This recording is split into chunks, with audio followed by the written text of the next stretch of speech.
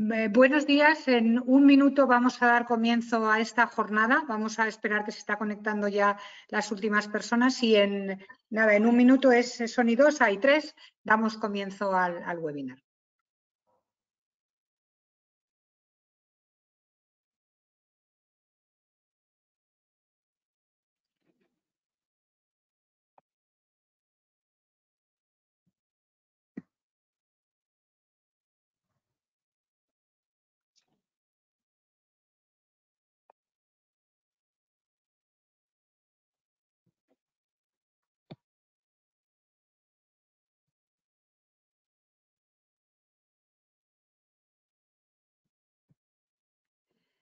Pues buenos días y bienvenidos a todos a este primer webinar del ciclo Next Generation EU, una iniciativa que ha llevado a cabo Emin, muchos lo conocéis, es una consultora de referencia en nuestro país, con más de 30 años de experiencia, presente en 15 países y centrados fundamentalmente en mejorar la competitividad empresarial a través de tres áreas de especialización: financiación de la innovación, fiscalidad e impuestos, y generando siempre ahorros directos para las empresas. Y junto a Emin, pues nos hemos unido otra serie de partners que voy a presentar a continuación, entre ellos Madrid Network, a quien represento, y que estamos encantados de colaborar en esta iniciativa. Porque sin duda estos fondos Next Generation están generando mucho ruido, muchas expectativas, y esperamos fundamentalmente dos cosas: que supongan una recuperación para nuestras empresas, para que puedan salir a flote, y también que aceleren ese cambio de modelo productivo que está pidiendo la economía española. Sin duda es una gran oportunidad. 140.000 millones de euros, que ya se dice bien, en transferencias, en subvenciones y en préstamos. Una dotación que es como el 11% del PIB español. Hay tres ejes que imagino que todos habréis oído hablar: transformación digital, reindustrialización y pacto verde a favor de energías limpias. Y hoy nos vamos a centrar probablemente en el que sea más transversal, que es la digitalización. España ha decidido ir más allá de las recomendaciones europeas, que decían que un 20% recomendaban de estos fondos a digitalización. España va a destinar el 33% de este presupuesto. Pero sin duda esto no va a ser un cheque en blanco para las empresas, va a haber mecanismos estrictos para los proyectos y queremos saber un poco más de gente que tenemos aquí, expertos en conocedores, qué hay de más de estos fondos, qué información tenemos, y vamos a dividir un poco el espacio en, por una parte, nos van a hacer un poco un estado del arte, cómo está, qué sabemos de estos fondos, qué tenemos que saber. Por otra parte, cómo está España, cómo están nuestras empresas en cuanto a digitalización, y luego esos capacitadores digitales, qué herramientas a través de grandes empresas posicionadas tecnológicamente que nos puedan ayudar a superar esa brecha digital que tienen todavía muchas empresas españolas. Pues vamos a comenzar con este estupendo panel de expertos que tengo aquí esta mañana. Por un lado está Javier Saldaña, que es director del área de innovación y estrategia de Emin. Ellos ayudan a las empresas a mejorar procesos y resultados, obteniendo fundamentalmente financiación para los proyectos. Y desde hace 10 años, Javier desarrolla su carrera en nuevas tecnologías, estrechamente ligado a la innovación y a la gestión de proyectos. Buenos días, Javier, y encantados de tenerte de nuevo aquí en otro de nuestros webinars. Muchas gracias, Emma. Pues tenemos también aquí a Alberto Pascual, desde hace 7 años es director ejecutivo de Ingram Micro Spain. Ingram Micro Spain ayuda a las empresas a beneficiarse de todo lo que la tecnología pueda ofrecer en las compañías. Tiene sede en California, más de 30.000 empleados, 700 en España, y ofrecen una amplia gama de servicios de tecnología y cadena de suministro, cerrando un poco esa brecha entre innovación y disponibilidad. Él es ingeniero de telecomunicaciones, tiene una amplia formación académica, emprendedor y directivo en grandes compañías y lleva más de 20 años liderando proyectos de transformación tecnológica. Buenos días, Alberto, y encantada de tenerte aquí también esta mañana. Buenos días, encantado de estar aquí con vosotros. Pues otro de los grandes, Jaime Coll, también dice, diseñador de experiencias digitales líquidas. Es responsable de Digital Walls en ATE Sistemas. Es una empresa también de servicios de tecnologías de información y desarrollo de software. Más de 1.500 profesionales, 11 oficinas en España, presencia internacional en Milán, Lisboa, proyectos en Emiratos Árabes o Estados Unidos.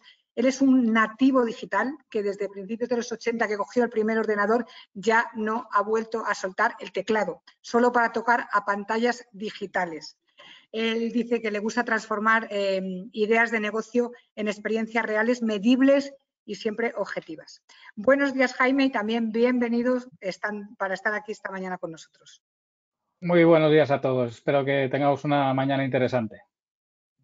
Pues seguro que sí, con este panel tan importante. Otra persona también polifacética donde las haya, Luis Fernando Álvarez Gascón, director general de Secure Solution de GMV, puesto que compagina con su presidencia en el Foro de Empresas Innovadoras, la vicepresidencia de AMETIC.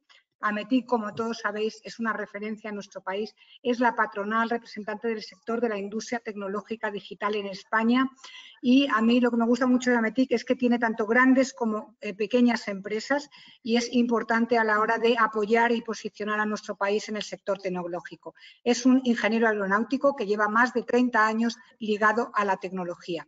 Buenos días también, Luis Fernando, y gracias por estar aquí.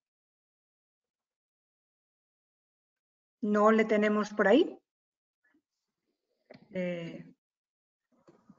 Bueno, se habrá, bueno, lo que pasa con este mundo del directo, de la tecnología, pues luego le tendremos por ahí seguro. Roberto Rodríguez Barba es director del sector público e infraestructuras críticas de Evolutio, donde desarrolla proyectos de cloud para empresas e instituciones públicas. Evolutio también es uno de los grandes, es una compañía de tecnología y servicios con más de 1.000 empleados, 30 años de experiencia, impulsando la innovación de empresas y maximizando el valor de su negocio con su experiencia en integrador de cloud. Lleva más de 20 años también en grandes empresas de telecomunicaciones y está especializado en el sector, como hemos dicho, público industrial. Así que buenos días también, Roberto, y gracias por estar aquí, porque sin duda tenemos una Champions League de conocedores de tecnología. Buenos días, Roberto. Hola, buenos días. Pues nada, un placer estar con vosotros y a ver si le sacamos partido a la mañana. Pues seguro que sí. Vamos a empezar un poco viendo cuál es el estado del arte, porque sabemos algo de estos fondos, nos queda mucho por saber, pero ponnos un poco en marco, Javier, estos fondos Next Generation, ¿qué van a suponer? ¿Qué van a suponer para la digitalización? ¿Qué sabemos? Muy bien, muchas gracias, Gemma. Bueno, primero por dotar un poquito de contexto, ¿no?, al tema de los fondos NextEU. Desde IMIN estamos persiguiendo pues canalizar todas estas dudas que nos llegan tanto desde empresas como desde nuestros propios clientes al respecto de, oye, ¿qué es esto de los fondos europeos? ¿Cómo se va a traducir? ¿En qué se va a traducir? ¿Cuándo voy a poder acceder a ello? Y ahí, pues nuestro foco está en ser capaces de comunicar de forma transparente lo que somos capaces, o somos conocedores y no somos conocedores. Como bien ha mencionado Gemma en su introducción, pues bueno, hay muchas cosas donde todavía no están aterrizadas, no tenemos un marco de actuación concreto. La idea de estos webinars es ir atacando cada una de las 10 líneas de actuación que componen estas, o 10 líneas de acción, mejor dicho, componen estos fondos de nueva generación, empezando hoy por la parte de digitalización.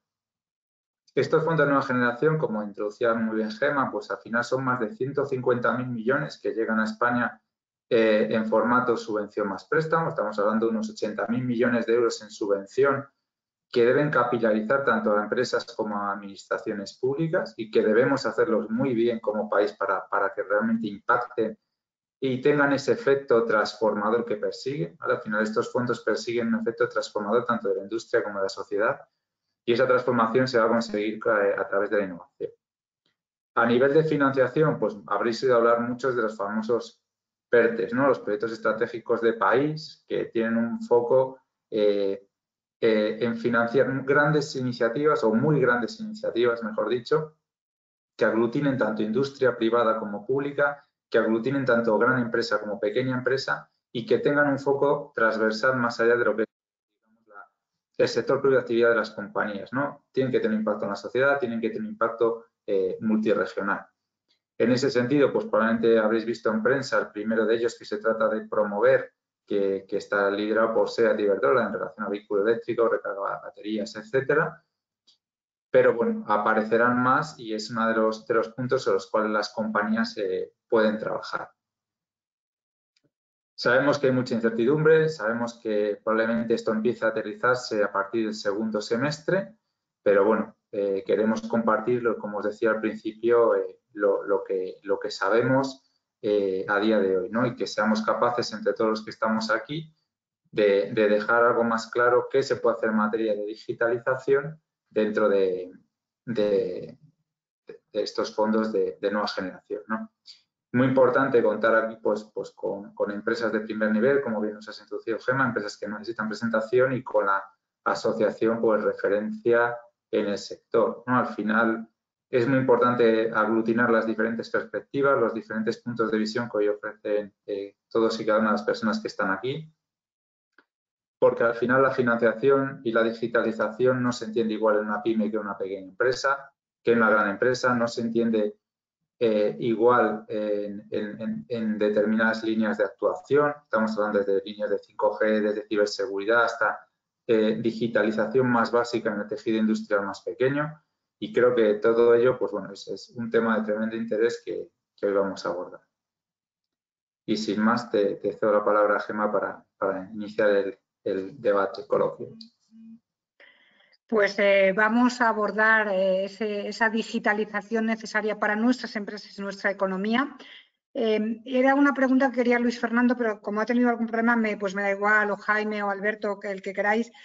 Vamos a un poco a ver cómo está posicionado nuestras empresas, nuestro país, sobre todo la PYME, en temas de digitalización. Estamos a la altura de los países europeos, estamos un poco más atrasados en digitalización, sobre todo el universo PYME, que es el 99%. Mira, Luis Fernando, ya estás aquí, has llegado en el momento adecuado. En los puntos críticos, tecnología y digitalización, decíamos, de la PYME. ¿Cuál es el caso de la economía española, de la industria española, esa visión global de digitalización? Muy bien, bueno, pues disculpas por esta desaparición momentánea, una caída aquí en la red doméstica.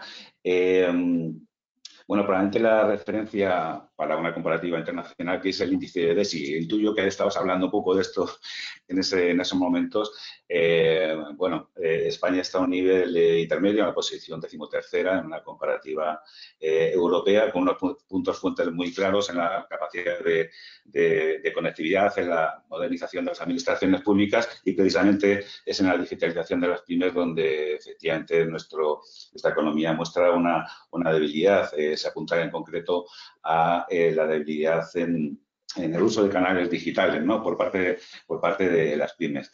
Vamos a ver, en términos genéricos, yo no separaría todo de lo que vamos a tratar hoy, que es de la digitalización e incorporación de tecnología, de lo que es la innovación. Y España es claramente un país con un déficit innovador importante. Si hablamos del número de empresas que deberían hacer innovación, yo diría que debemos multiplicar por 2 para estar, digamos, en un entorno razonable en relación a otras economías de nuestro entorno, ¿no? Y este déficit innovador tiene muchas vertientes, pero yo no querría dejar de mencionar la que tiene que ver con el talento, ¿no? Con el talento, y en particular con el talento directivo. Es decir, probablemente necesitaríamos que más de nuestros directivos y empresarios vieran en la innovación y en la digitalización un vector de competitividad. De manera que creo que tenemos una clara línea de progreso. Por otra parte, nuestro tejido económico está muy fragmentado, un tamaño de empresa pequeño. Esto no es exclusivo de nuestro país. Es decir, pensamos en Italia, la verdad es que la radiografía sería muy similar, pero claramente supone un freno, ¿no? a esa capacidad de de modernización. En nuestro país necesitaríamos tener más agentes industriales de peso que actuaran de tractores, ¿no?, de todo ese ecosistema de pymes, sobre todo en el entorno industrial. Con todo, y por dar una lectura un poco más positiva, destacaría que el sector industrial es el que más invierte en nuestro país en I+D en términos porcentuales, es decir, suponiendo solamente un 14% de la economía, un 50% de la inversión en I+D procede de este sector. Bien, uno de los temas también importantes a la hora de tecnología, de digitalizar, es la ciberseguridad. ¿Cómo está nuestro país? Roberto, te quiero hacer a ti esta pregunta. ¿En qué punto están las pymes en este momento? ¿Cuáles son las herramientas que tienen para protegerse de estos ataques? Porque a todos nos preocupa todo este tema de la ciberseguridad, que va muy unido al tema de la digitalización. Yo creo que uno sin otro, pues probablemente no puedan existir o coexistir. Pues sí, yo de alguna forma me gustaría compartir algunos datos de cómo está la situación desde el punto de vista de las pymes. Es decir, más del 98% de las pymes no se consideran un objetivo atractivo para un ciberataque y gestionan la seguridad de una forma más reactiva. Eso es un problema porque estamos hablando de casi de 3 millones de negocios los que están en este formato, y lo que hay que destacar es que el 60% de las pymes que sufren un ataque finalmente no sobrevive y prácticamente a los 6 meses pues, tiene que cerrar. Los ataques que se están produciendo son los de siempre, es decir, estamos en la tendencia de que intenten secuestrar el control de nuestros ordenadores o que seamos víctimas de un phishing. Lo que ocurre ahora, y es lo peligroso, es que los ataques son mucho más frecuentes y mucho más sofisticados. Por ello, nosotros lo que recomendamos es que en cualquier plan de digitalización debemos cumplir con la normativa y, sobre todo, garantizar la seguridad extremo a extremo. ¿Esto qué significa? Que, sobre todo, no se generen silos. Desde el endpoint hasta las aplicaciones, pasando por el correo, por el proxy, por el firewall, por lo que tengan, se tienen que establecer siempre controles de seguridad. Lo bueno es que las soluciones en la nube permiten establecer e implementar estos controles de seguridad de una forma eficiente y satisfactoria. Entonces, yo un buen punto de partida que recomendaría sobre todo a las pymes es que sigan las recomendaciones de la Agencia Española de Protección de Datos, del Centro Criptológico Nacional y del INCIBE. Y también, sobre todo, que se dejen asesorar por parte y confiar en profesionales que tengan capacidad y experiencia.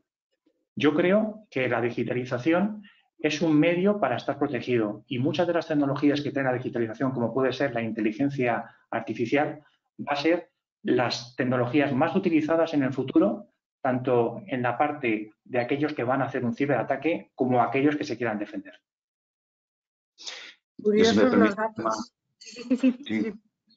Quería completar un poquito esta estupenda visión inicial que nos ha dado Roberto con otro quizá enfoque adicional, ¿no? Bueno, primero, viniendo de la industria tecnológica, quería decir que realmente la industria tiene que asumir el reto de proporcionar a los clientes, a la sociedad, soluciones seguras, ¿no?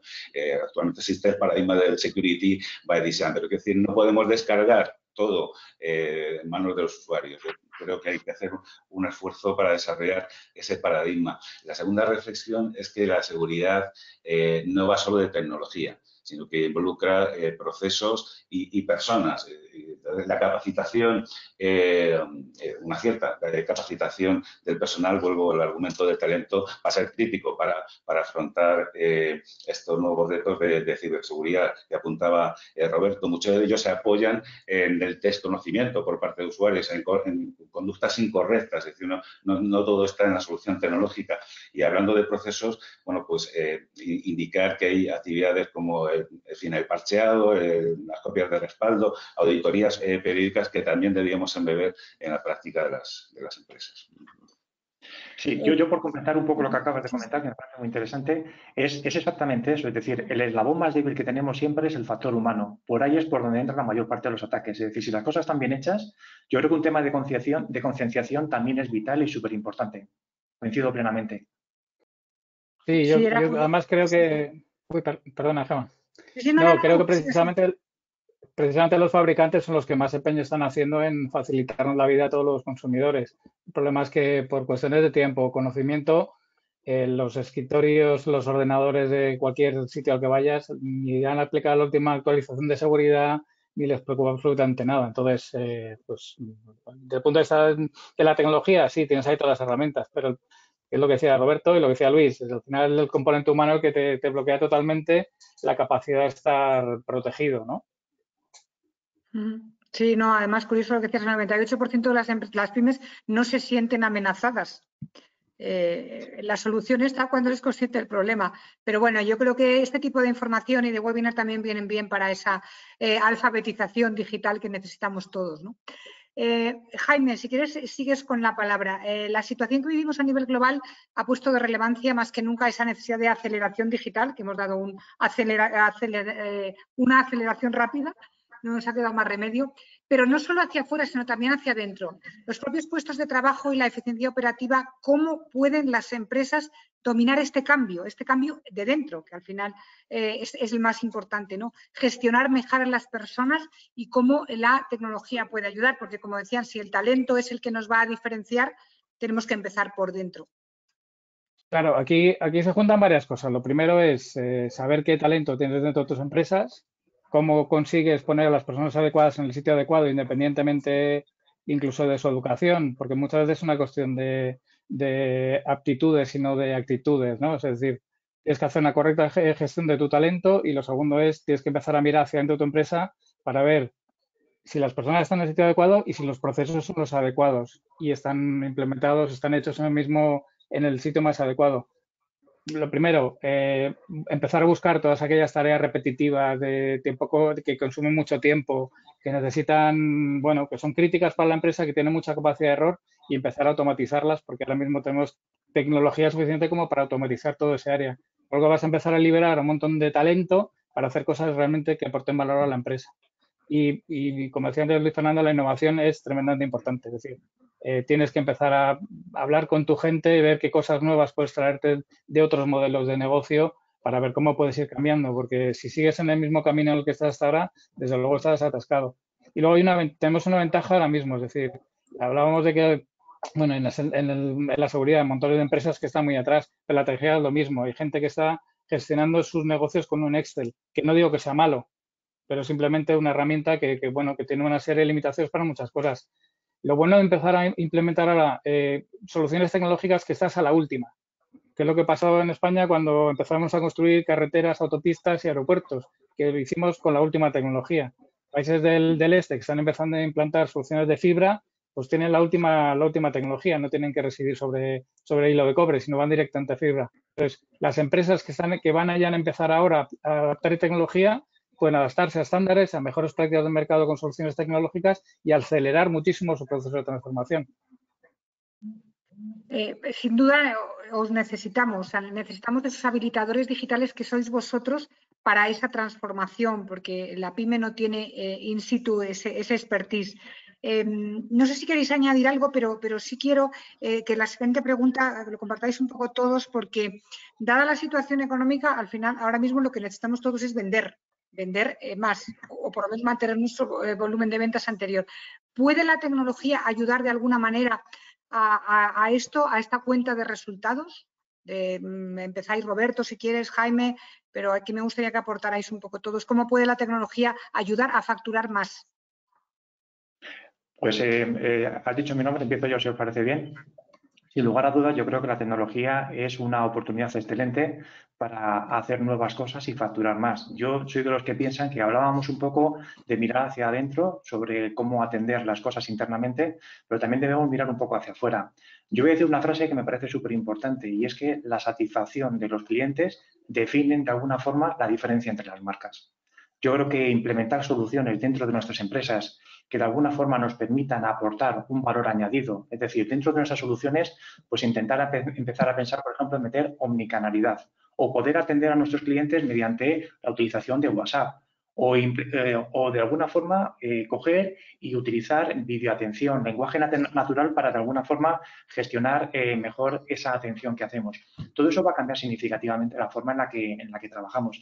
A mí, por ejemplo, me parece impresionante cuando, por ejemplo, algunos negocios han tenido problemas con el tema del coronavirus, pero se han adaptado brillantemente. Es decir, hablamos, por ejemplo, de pymes, hablo, por ejemplo, de gimnasios, que de alguna forma tienen una actividad, el tema del COVID les ha cortado un poco la forma de actuar, pero han sido capaces de implementar sesiones virtuales de vídeo y te dan una clase de yoga o pilates, ¿no? Es decir, son formas en las que es posible que esas soluciones se queden ahí y sigan en el futuro, porque a lo mejor ha sido simplemente una situación que ha propiciado un cambio en la forma de hacer las cosas, o simplemente les permite sobrevivir y competir y generar riqueza.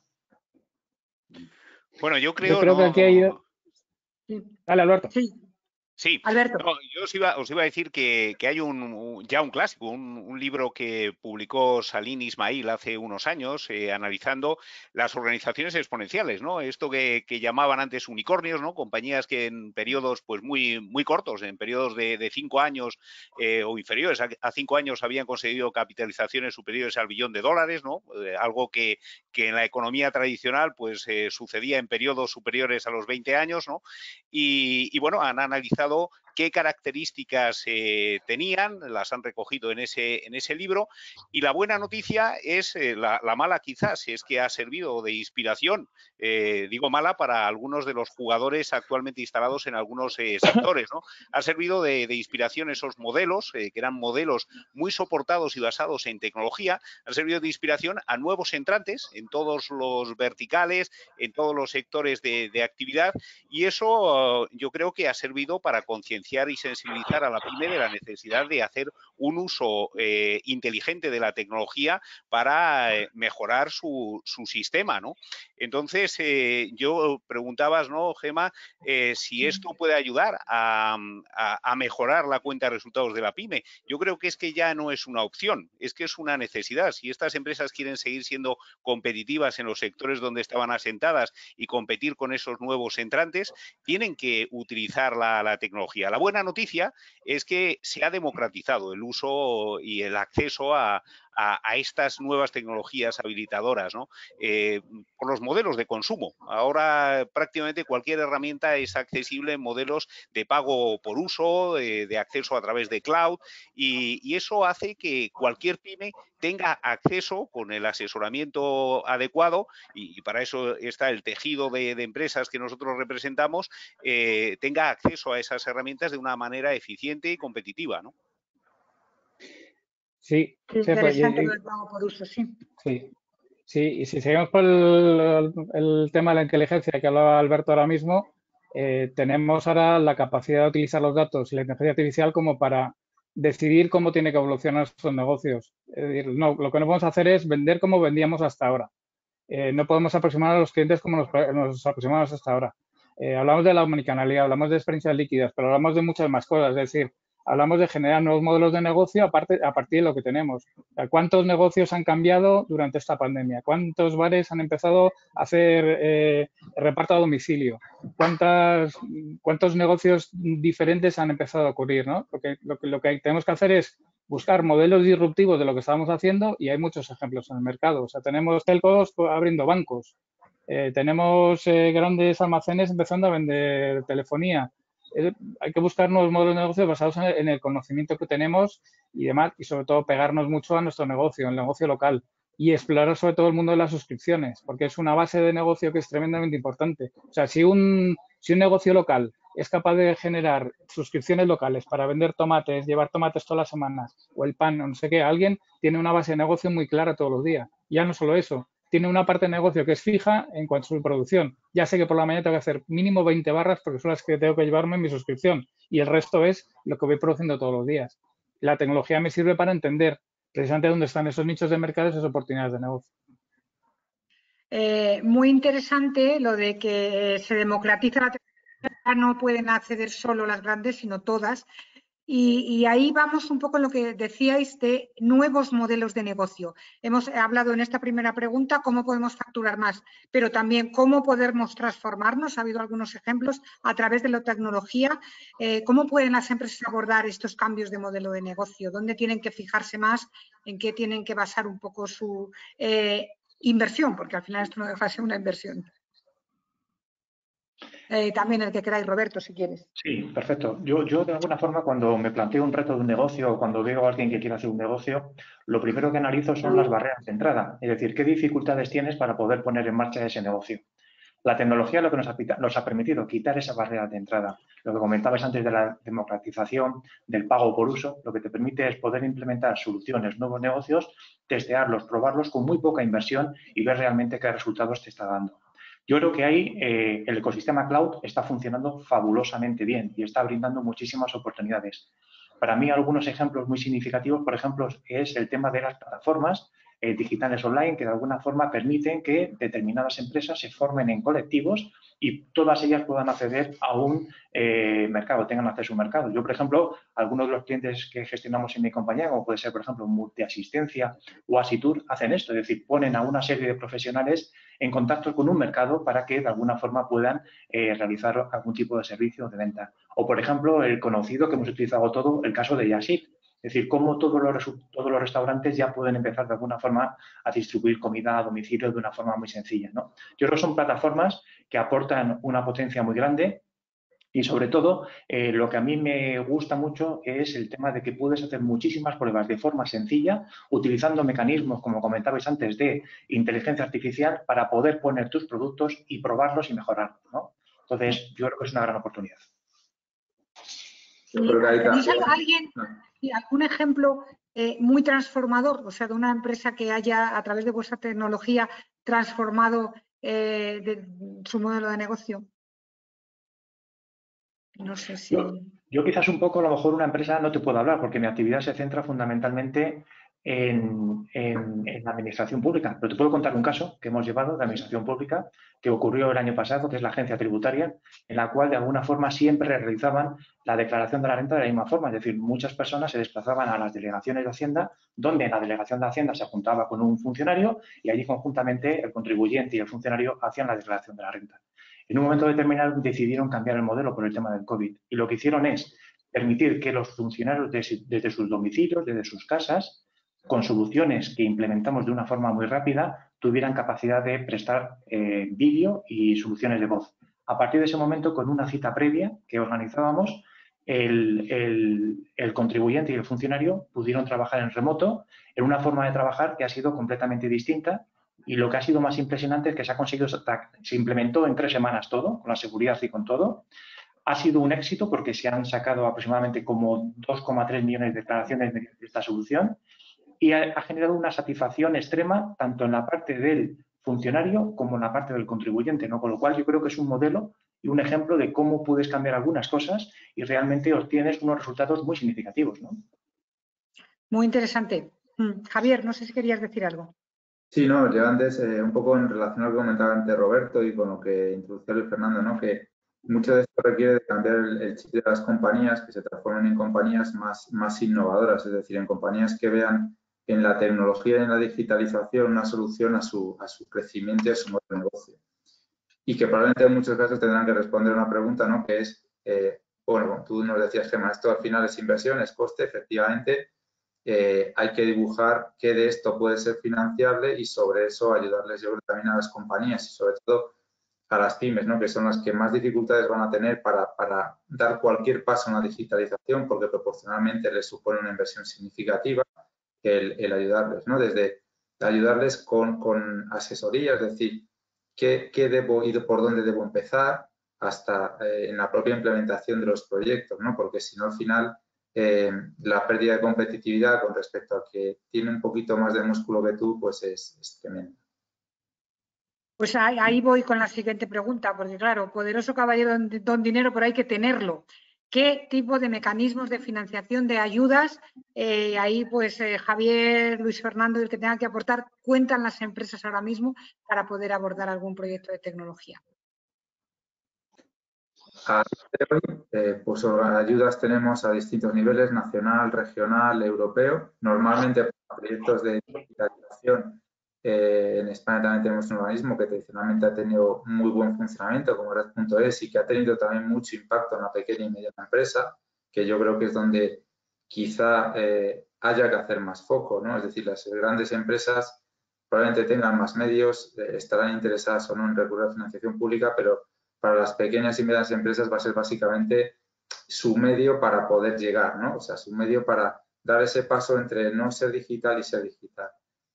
Y ahí, pues bueno, básicamente son esos 3 niveles y lo que hay que estudiar muy bien es qué va a hacer la compañía, porque no todo es financiero, es decir, al final se busca un salto tecnológico, se busca una disrupción y ese salto tecnológico y esa disrupción va a depender también muchas veces del sector en el que tú te encuentras, del tamaño de la compañía, ¿no? Así que en ese sentido no se exige lo mismo una pyme que acá una gran empresa. Es decir, una gran empresa, cuando quiere optar a un fondo y a una subvención importante, su salto tecnológico va a tener que ser importante y significativo, ¿no?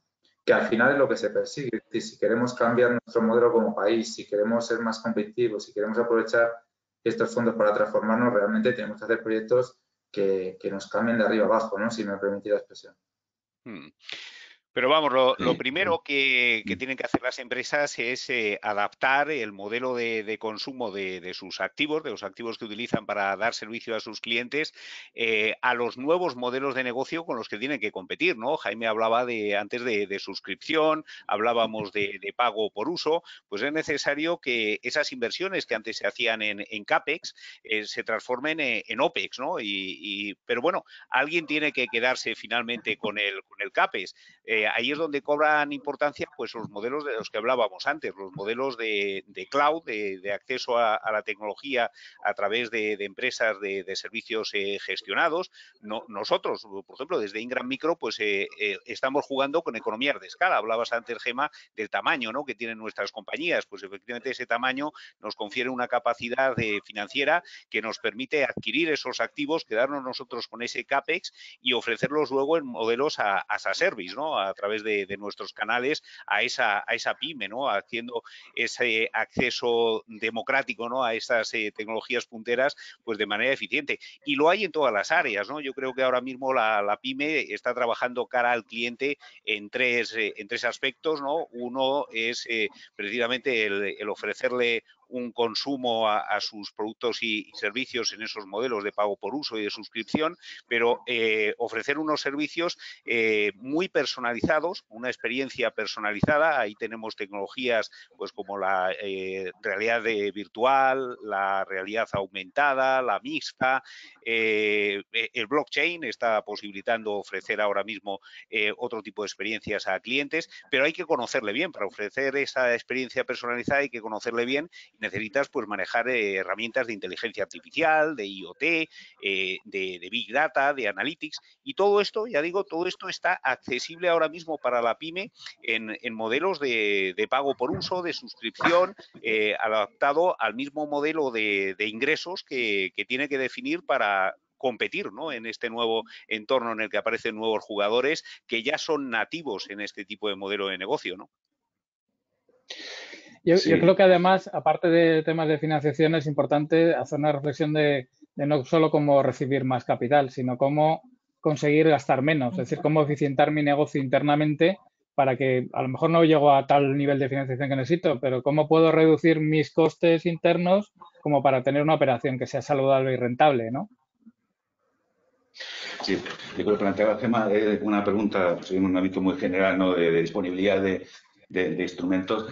Claro, en este momento la gran referencia bajo el punto de vista de apoyo público a proyectos de innovación, digitalización, son los fondos Next Generation EU, pero no son los únicos, por cierto. Este periodo que tenemos por delante se superpone también con los fondos FEDER que ya existían.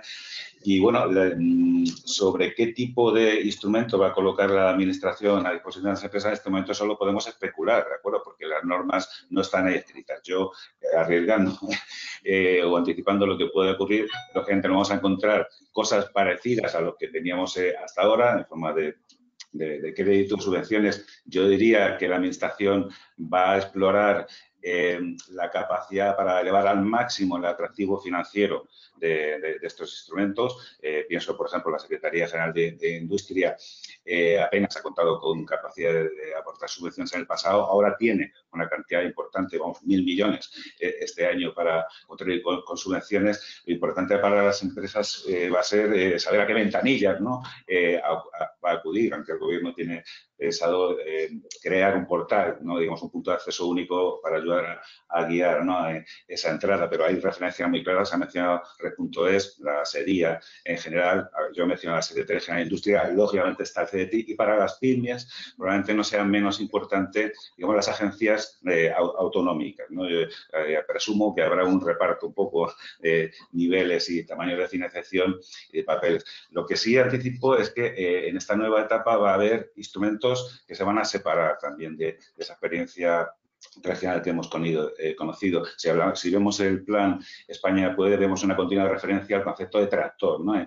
Proyectos de tractores, emisiones. Es decir, yo creo que en esta época viene, a diferencia de lo que hemos conocido anteriormente, una mayor direccionalidad en las políticas, es decir, una idea de transformar sectores, un eje muy claro hacia la sostenibilidad. En ese sentido, sí veremos cosas nuevas. ¿En qué aspectos se va a incidir? Insisto, anticipando lo que podemos presumir, ¿no?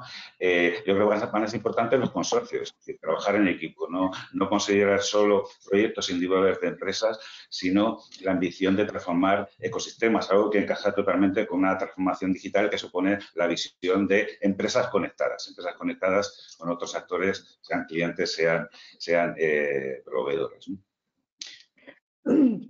Perdón, luego nos hablas un poco de los macroproyectos, estos tractores, pero antes vamos a aterrizar un poco más. ¿Qué estábamos todos pensando? ¿Qué tipo de proyectos puedo yo presentar a estos fondos? ¿Es posible presentar proyectos que ya tengamos en marcha? Yo oía hablar al secretario de Estado de esos bonos de conectividad para las pymes, pero claro, decía, pero esto no va a ser para poner un e-commerce en mi negocio, sino para transformar un poco lo que es mi modelo de negocio. Entonces, ¿qué podemos presentar a estos fondos? ¿Qué proyectos van a ser subvencionables? ¿Podéis anticiparnos algo de esto? Pues ahí, Gemma, un poco como en línea a lo que comentaba Luis Fernando, a día de hoy aterrizado, no hay mucho. Nosotros lo que estamos un poco recomendando a las empresas es, primero, que hagan una reflexión interna de qué quieren hacer y cómo lo quieren hacer. Es decir, como decía Fernando, hay una parte importante que va a ser consorcio. No quiere un consorcio. Si voy a un consorcio, ¿quién me interesa llevar ese consorcio? ¿Qué capacidades necesito para desarrollar esa tecnología? Y a partir de tener claro qué quiero hacer y con quién no quiero hacer, ver un poco o predecir un poco, más que ver, predecir un poco qué puede ser financiable. ¿Cómo determinamos esto? Pues básicamente en base a la experiencia, es decir, las líneas que hoy tiene el plan de recuperación, las 10 líneas, pues con el reparto de los 80.000 millones de euros, es demasiado alto nivel, es decir, habla de digitalización, habla de sostenibilidad, pero no entra en, digamos, en materia, no entra en qué puedo financiar y qué no. Ahí nosotros lo que hacemos es básicamente, en base a nuestra experiencia, lo que tradicionalmente los organismos han considerado financiables, pues también poder ayudar a las compañías en ver qué puede encajar y qué no, pero que al final el qué encaja y qué no se va a saber hasta el día que esto esté blanco sobre negro. Es decir, esperamos que muchas convocatorias se mantengan y se doten de fondos extra, con lo cual ahí habrá un escenario más predecible y habrá otras convocatorias nuevas que habrá que ver en qué se traduce, ¿vale? Tanto a nivel de subvención como presta. Es decir, algo que puede ser preocupante es que cómo se traduce esa subvención y en qué intensidad las compañías, ¿no? Al final, el hecho de que una compañía decida acometer un proyecto y apoyarse en una ayuda para ello depende muchas veces de la intensidad de la misma. Si a lo mejor la generosidad de la ayuda no es suficiente, también va a dificultar esa canalización de esos fondos europeos, ¿no? Y en relación a tu pregunta de si un proyecto puede estar empezado o no, aquí pues es una buena pregunta, como te puedes imaginar, ¿no? Tradicionalmente y por un reglamento europeo, las ayudas en modo subvención no deberían de estar iniciada el proyecto antes de solicitar la ayuda, ¿vale? ¿Qué sucede? En España, en algún caso tradicionalmente, sobre todo en proyectos de CAPEX, de inversión y a préstamo, es decir, no subvención, sí se ha permitido ese efecto de me voy hacia atrás. En el caso de las ayudas de COVID ligadas a la investigación COVID-19, cuando tuvimos el estado de alarma y primero, sí que también se retrotrajo a las fechas de inicio. Y lo que se espera o lo que se dice es que en algunos casos sí que se va a retrotraer, pero decimos, esto depende mucho hay un marco legal y un marco regulatorio complejo detrás que habrá que ver en qué medida, en qué no y para qué tipología de proyectos y en qué formato se permite el empezar antes, ¿no? Con la dificultad que conlleva además que en muchos casos las compañías condicionan esas inversiones a poder tener esa financiación extraordinaria, con lo cual el grado de aprovechamiento digamos, si ya ha hecho algo, desde nuestra perspectiva a lo mejor no es tan grande porque al final es un momento donde las empresas es de aguantar más el chaparrón que de invertir en innovación, ¿no? Es un poco no sé si nuestra tenéis que visión. añadir algo. Lo que pasa es que yo creo que, como todas las subvenciones, no hagas nada que no tengas pensado hacer. Totalmente de acuerdo. No puede crear esto más frustración. Yo creo que vosotros ahí también, Luis Fernando, tenéis mucha experiencia, pero invertir porque te subvencionen creo que es un error que probablemente hayamos cometido en el pasado, pero que no podemos cometer en el presente. Totalmente. Sí, totalmente. Bueno, es importante remarcar lo que acabas de decir, que para mi sorpresa todavía no está claro para todo el mundo. Esto va de invertir, ¿vale? Estos fondos europeos darán, por una parte, pie a modernización de una serie de servicios públicos que, bajo el punto de vista de la industria tecnológica, va a suponer un tirón de la demanda, ¿de acuerdo? Entre comillas, business as usual, pero la mayor parte de esos fondos no van a ir orientados a eso, van a ir orientados a apoyar las iniciativas de innovación, de digitalización de empresas privadas que tienen que acompañar esos fondos públicos. A grandes trazos, el Plan España puede hablar de un ratio de 1 a 4. Lo digo porque no sabemos todavía los instrumentos cómo van a ser, pero esto yo creo que ya nos sitúa, ¿no? Para que empecemos a hacer cuentas. Lógicamente, yo anticipo, vamos, arriesgo, ¿no? A decir que probablemente proyectos de alto contenido innovador protagonizados por empresas, por pymes y startups, pues tendrán mejores condiciones financieras que aquellas asumidas, digamos, por parte de empresas más grandes y que simplemente supongan la adopción de tecnologías, ¿no? Pero esto es, en todo caso, especular. Nosotros de Rametic, vamos, de cara a este plan, pero con planteamientos que venía de antes, lo que proponemos, y son los 3 grandes pilares de nuestras propuestas, es, por una parte, incentivar el crecimiento de la I+D+I en nuestro país. Está el famoso pacto promovido por el ministro Duque, que desde Ametic hemos apoyado fervientemente, aunque quizá nuestra formulación del pacto sería, bueno, apuntar a una convergencia continua con una media europea que siempre está en movimiento y con un horizonte en 2030 del 3% de inversión en I+D. Eso es una vertiente y, bueno, este año ya tenemos, por cierto, un incremento importante, por ejemplo, en las partidas disponibles por parte del CDTI. Eso yo creo que está en la política. Hay otro punto importante de estos fondos que no quiero dejar de mencionar, que es el impulso a la capacitación, a las habilidades digitales en todos los planos, desde la población general, desempleados, personal inerte. Ahora mismo hay una oportunidad, yo creo que no debemos dejar de pasar, personas que están poco ocupadas y pueden dedicar un tiempo a mejorar sus habilidades digitales. Un tema central, la capacitación también de los escalones directivos de las empresas. Para esto va a haber mucho dinero y deberíamos hacer un buen uso. Y finalmente, la última propuesta potente que hemos traído desde Ametic son los famosos macroproyectos tractores, ¿no? Aquí de lo que estamos hablando es de grandes programas de transformación de sectores, con un plan construido desde la interlocución público-privada, que luego se desplegaría en una serie de instrumentos, pero que no contemplan solo la financiación de proyectos, que también, sino que contemplarían el desarrollo de otros elementos que pensamos que serían palancas fundamentales para el impulso de la inversión privada, como sería el desarrollo de normativas o de una regulación favorable a la innovación y a la digitalización. Estos son propuestas que de Rametic que hemos apoyado, pero que hemos trabajado con otras muchas asociaciones del sector en el seno de COE. Hemos trabajado con el sector farma, con el sector bio, con el sector del automóvil, el agroalimentario, y están en el plan. En principio, estas grandes iniciativas tienen asignadas en el Plan España Puede unos 2.200 millones, 400 ya para empezar a ejecutar este año. su puesta en marcha requiere el desarrollo de unos esquemas, digamos, de gobernanza, ¿no? De gobierno de estas grandes iniciativas, que es donde creo que está probablemente el punto crítico para su despliegue. Pero más allá de grandes iniciativas transversales, pensamos que algunas iniciativas potentes en algunos ámbitos sectoriales serían muy importantes.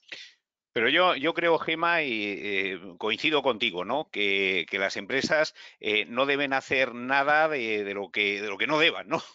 Ahora mismo el imperativo, lo decíamos al principio, ¿no? Es transformar el modelo de país, transformar el modelo productivo, pero es que ya es un imperativo para la pyme, como decía, para poder seguir compitiendo con los nuevos entrantes en todos los sectores, necesitan hacer ese uso de la tecnología. Entonces, la inversión yo creo que debe ir en las líneas que apuntaba anteriormente, ¿no? En inteligencia artificial, IoT, toda la parte de Big Data, Analytics, realidad virtual, realidad aumentada, blockchain, todo ese tipo de tecnologías, por supuesto, con los modelos de pago por uso que comentábamos, acceso a través del cloud. Yo creo que todo eso que contribuye efectivamente a la transformación de ese tejido empresarial español será lo que, lógicamente, reciba ayudas a la financiación. Y iría, además, esto desde el punto de vista de servicios hacia el cliente, pero lo apuntaba varias veces Luis Fernando, ¿no? Hace falta también capacitar digitalmente a las empresas a través de sus trabajadores, ¿no? Y en ese sentido, pues hay que capacitarles en habilidades digitales, pero hay que capacitarles pues en el trabajo en entornos colaborativos, en ese aprendizaje continuo que ahora mismo tiene que llevar cualquier trabajador en España si quiere realmente seguir formando parte de una economía competitiva, ¿no? Todo esto, ¿cómo lo aterrizamos, ¿no? Pues nosotros desde Ingram hemos tenido la preocupación de primero concienciar y sensibilizar a la pyme de esta necesidad, ¿no?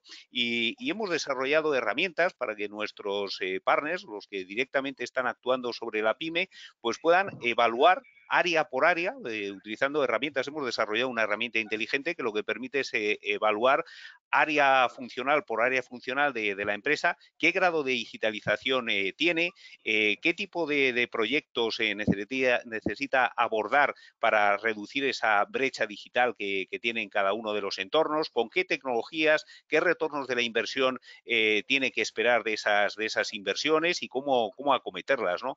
Y otro punto que también antes esbozaba Luis Fernando, ¿no?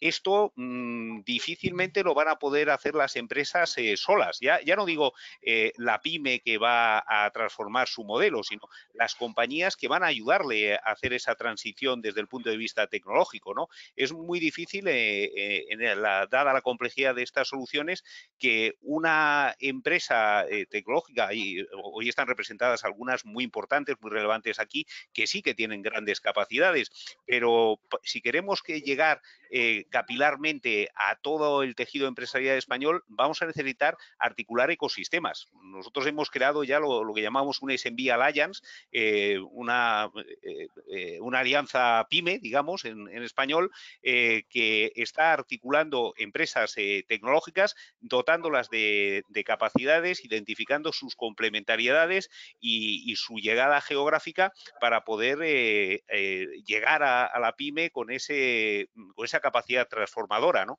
Porque efectivamente estos proyectos tractores, ya digo, van a necesitar de esas asociaciones y de ese modelo colaborativo que quizás en España no estamos tan acostumbrados a desplegar, ¿no? Yo creo, Alberto, que comentabas que es muy importante capacitar a la red de trabajadores con nuevas tecnologías, darle nuevas, pero también creo que hace falta un cambio en la dirección general de prácticamente de todas las compañías de este país, de todas las empresas. O sea, tenemos que pasar de modelos de control y microgestión a modelos de responsabilidad y objetivos. Es decir, tenemos que hacer partícipes a todos mis trabajadores de que, oye, tu beneficio es el beneficio de la empresa. No simplemente vas a cobrar a final de mes, sino, oye, hay que seguir trabajando, esta es tu responsabilidad, estos son objetivos, no te tengo que controlar ni hacer una microgestión de lo que estás haciendo. Yo creo que eso también es bastante importante, pensar en cómo cambiar la mentalidad de todas las capas directivas de nuestra red empresarial, ¿no? Mira, yo creo que tuvieron una participación enorme en el desarrollismo que vivió este país en los años 60, 70, las escuelas de negocio que se implantaron siguiendo modelos americanos a finales de los 50, principios de los 60, escuelas emblemáticas como IES o ESADE, yo soy antiguo alumno de ambas, jugaron un papel muy, muy relevante en esa industrialización y esa transformación del modelo productivo de España entonces, ¿no? Ahora sucederá lo mismo, ahora ya está sucediendo, ya están surgiendo escuelas de negocio para habilitar y capacitar perfiles digitales y para que jueguen esos directivos ese papel de liderazgo, ¿no? en la transformación y aceleración digital de las compañías. Las escuelas tradicionales, evidentemente, manteniendo su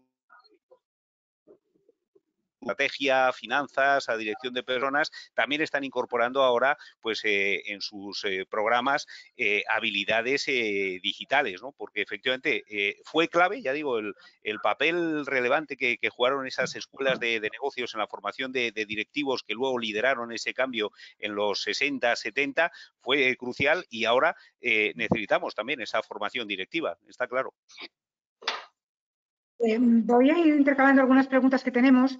Algunas ya las habéis contestado, pero otras, por ejemplo, Daría nos dice, para Javier Saldaña, ¿los consorcios entre empresas españolas e internacionales podrían presentar sus proyectos para los fondos Next Generation en España?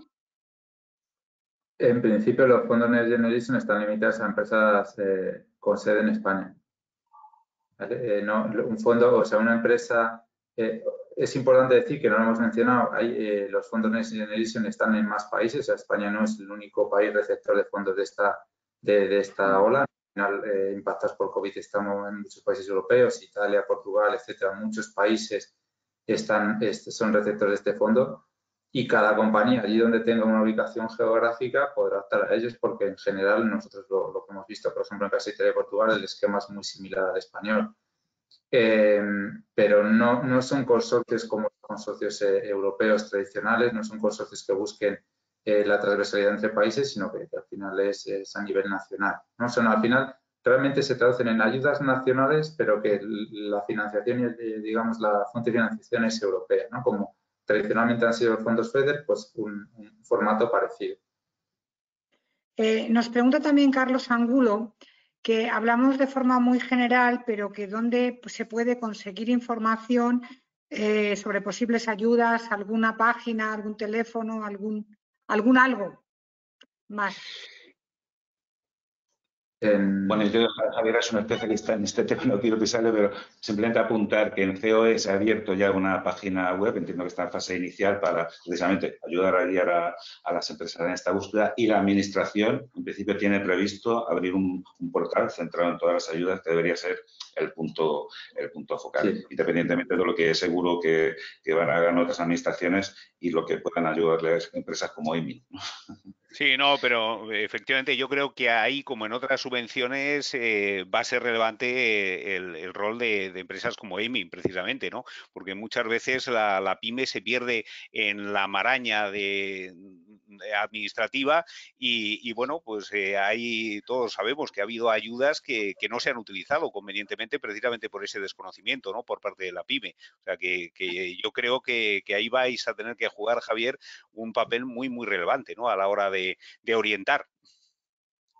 Sí, efectivamente, ese es nuestro papel y bueno, ahí estamos. Como comenta Luis Fernando, realmente a día de hoy todavía no hay una ventanilla única, así que al final eso es algo que se persigue y se persigue que esté en un único punto, más que nada por facilitar el conocimiento. Una cosa es luego la gestión de la propia ayuda, que cada una tiene sus tiempos, sus dificultades y sus facilidades, pero otra cosa es por lo menos el conocerlas, ¿no? A día de hoy, pues básicamente hay que ir organismo por organismo, comunidad autónoma por comunidad autónoma y recopilando un poco qué es lo que hay y presentarlo, ¿no? Que es una parte pues que empresas como nosotros hacemos, pues un scouting y un match entre pues un poco lo que las compañías están interesadas en hacer y lo que la administración en cada momento decide financiar.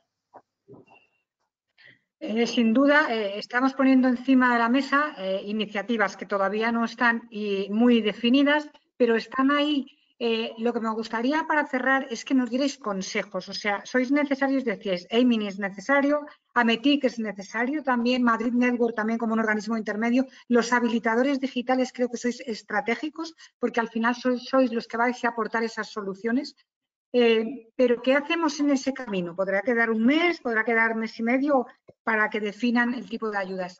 ¿Cuál es vuestro consejo, sobre todo para un territorio PYME como es España?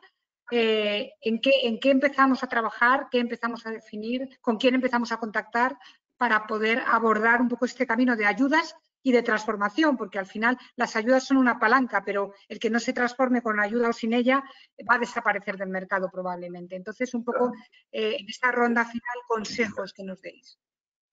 Yo aquí agregaría... Alberto, venga, Alberto.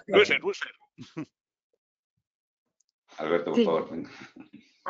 No, yo el primer consejo que les daría es que tomen conciencia de que esto no es opcional. O sea, que ahora mismo se están jugando la competitividad de sus compañías, ¿no? Que ahora mismo la compañía que no acelere esta transformación, pues está condenada a desaparecerlo. Va a tener muy difícil competir, va a ser muy difícil que compita, ¿no? En el entorno actual.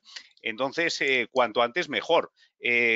¿Cómo? Claro, nosotros lo que estamos viendo es que esta transformación no va solo de tecnología. De hecho, cuando os hablaba antes, nosotros en Ingram trabajamos con una comunidad de unos 10.000 compañías habilitadoras tecnológicas, digamos, ¿no? Entonces, lo que hemos creado dentro de esa alianza PYME es un subconjunto de unas, no llega a las 200, que las hemos capacitado para que cuando se acercan a la PYME no sea solamente con una visión tecnológica, porque esto va de tecnología, pero va sobre todo de cambio de modelo de negocio, de cambios de modelos financieros, de gestión del cambio, de cómo gestionar ese cambio y hemos tratado de que efectivamente la tecnología esté al servicio de esos tres ejes, ¿no? Entonces, bueno, yo creo que el primer consejo es eso, que acudan a esta comunidad, a esta alianza PYME para buscar ese asesoramiento.